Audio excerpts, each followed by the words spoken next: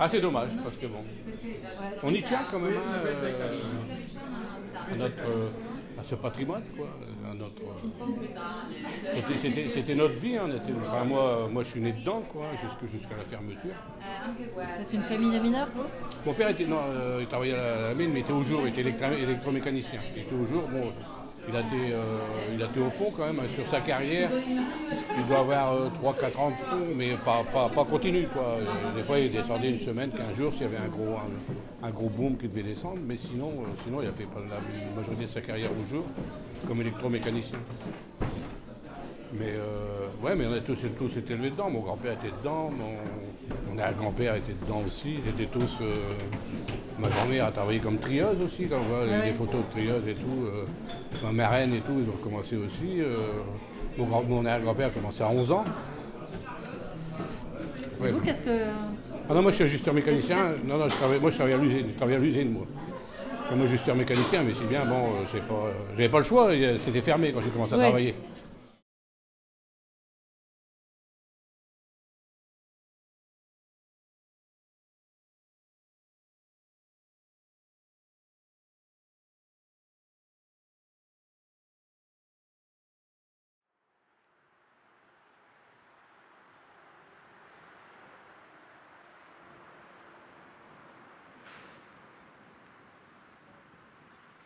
Dans les 60, il y avait une théorie qui disait qu'à la fin des années 90, qui était pas faux, hein, ils avaient bien vu, hein, en l'an 2000, il n'y aura plus de mines dans le nord de la France, c'est pas faux. À 10 ans près, ils ne sont pas plantés, hein, enfin en 90, mais on est vraiment dans ces créneaux-là. Hein. Donc la seule condition de maintenir du charbon, c'est de le moderniser, de le rentabiliser. C'est-à-dire qu'il faut concentrer des fois, on verra après, hein, j'ai quelques éléments à vous montrer. C'est vraiment, on fait de la concentration, on rentabilise la production, on ferme les mines les moins rentables, on resserre, une politique de resserrement en fait. Et on a bien vu que dans les bassins charbonniers européens, que ce soit en Espagne, dans les Asturies, ou en Angleterre, ou en Allemagne, en Pologne, en Silésie, même si c'est des pays charbonniers qui fonctionnent toujours aujourd'hui, on sentait que le temps, le vent les tournait. C'était inéluctable. Et donc on s'est dit, il faut faire quelque chose, on ne peut pas tirer d'un coup de trait 300 ans d'histoire, c'est impossible. En fait, ce qu'on m'a raconté, c'est que lui, c'était un industriel, il avait une verrerie, il faisait venir son charbon de Belgique. Parce qu'en Belgique, en fait, le charbon est beaucoup plus au niveau du sol. Et donc, ça faisait vraiment très longtemps qu'ils utilisaient le charbon. Et donc, lui, il s'est dit qu'il devait y avoir du charbon aussi en France.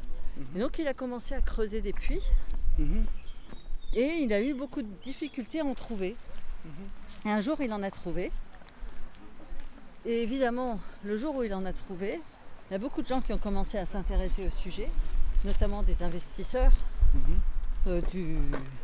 du territoire, mais ça c'était au début du XVIIIe siècle. C'était en 1720.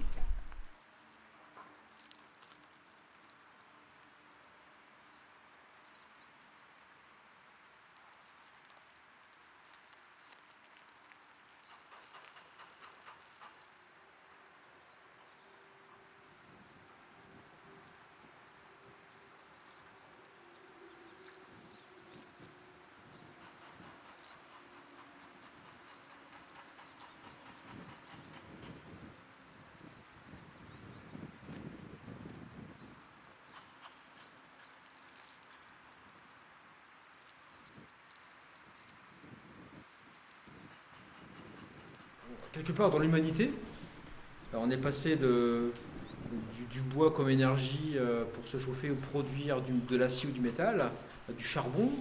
Après, on est passé au gaz, au pétrole, au nucléaire. Demain, c'est renouvelable. Donc, on fait partie dans l'histoire de l'humanité, de la révolution industrielle. On est dedans. Nous, c'est pour moi les grands bassins industriels et sidérurgiques, c'est pas partout dans le monde. C'est très ciblé. C'est la banane bleue qui va de Glasgow à Milan, comme on dit. Enfin, cette espèce de passant par Luxembourg, la Belgique, l'Allemagne. Donc c'est là que tout s'est passé, la puissance industrielle. Donc si on aujourd'hui comme tout ça, voilà, c'est une partie de notre histoire qui disparaît. Vous chercherez. Et vous me le direz.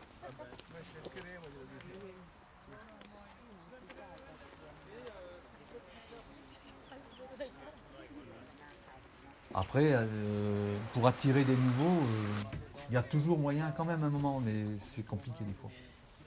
Après, bon, les anges gardiens, eux, ils sont en route à récupérer plein d'endroits, plein d'espaces qui sont plus cultivés actuellement, qui remettent en culture. Et bon, mais sur des espaces, des vieux anciens espaces industriels, il n'y a pas, je sais pas, par exemple sur des friches comme la friche du l'entre-deux, tu vois, la friche du 5, ou tu crois qu'il faudrait combien d'années pour que la terre elle puisse redevenir cultivable? Là, il faut encore enlever du caillou. Hein. Ouais, Il y a encore un peu de caillou quand même.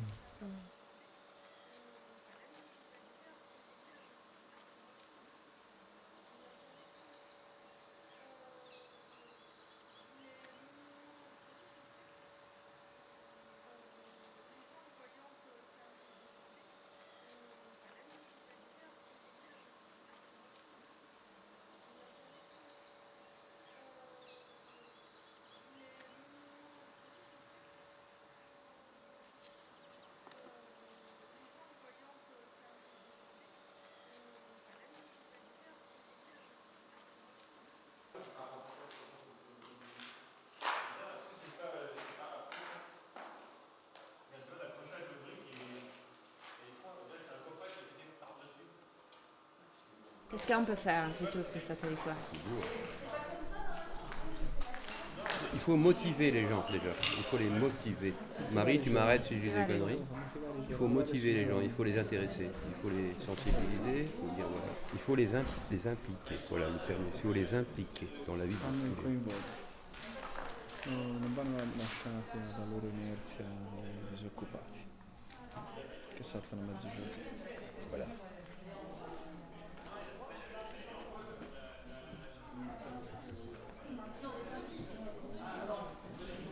Ok. C'est pas les éduquer, hein, c'est les impliquer.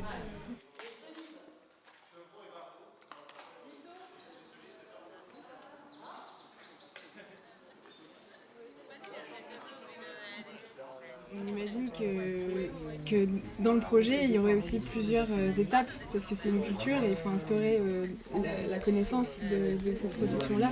Et il y a maintenant une filière qui commence à se mettre en place dans le Nord-Pas-de-Calais. Le problème, c'est qu'il n'y a pas d'unité de transformation. Les gens, même les plus pauvres, puissent accéder à de la nourriture de qualité et à la bio. Et que ce ne soit pas un produit réservé aux bobos et que sous prétexte que les gens n'ont pas d'argent, on se retrouve avec des produits industriels, avec des DLC. Non. Et puis trop d'emballage. Quand je vois maintenant que les fruits sont épluchés, ça me révolte. Mais on réfléchit à ça, que ça va un peu contre l'idée de produire dans les terrains et faire un marché local avec des produits locaux. Et avec cette récupération des invendus, ça va ramener des produits qui... Mais après, c'est une réalité. Qui n'ont pas la même image. Oui. Mais après, c'est une réalité, tous ces produits qui sont gâchés. Ouais.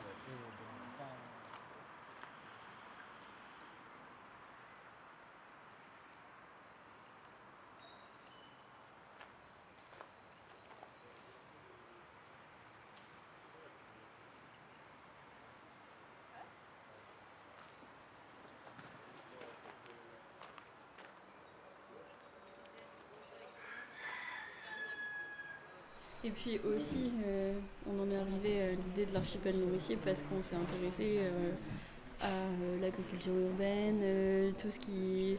En ayant rencontré les gens de ce jardin, c'était encore plus précis pour nous, cette idée de repenser une boucle qui serait ponctuée par des petites interventions, mais qui servirait à cet archipel nourricier. Mais vu qu'il faut penser aussi à l'aspect un peu plus touristique du Cavalier et de cette boucle, il y aurait forcément d'autres projets avec d'autres programmes qui pourraient s'implanter à ces endroits. Donc, on peut vous montrer plus précisément. En termes de programme, on était 3 à travailler dessus. Donc on a imaginé un peu ce qu'on a appelé le pôle qui serait... Bon. On termine ? On termine.